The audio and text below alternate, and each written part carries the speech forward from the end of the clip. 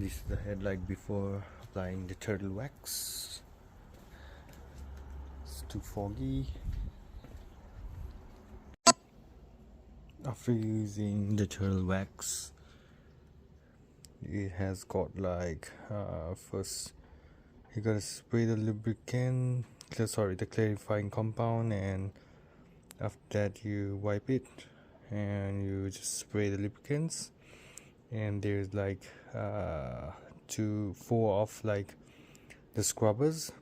The numbers are accordingly. You scrub them 1 2 3 4, and after that you wipe it, wash it, and use the clarifying components. And after that, like, you wipe it again, and I recommend you to wipe with a tissue paper after that. And after that we use the sealing wipe, the base components, and after that the sealing wipe. And this is how it is. Pretty clear.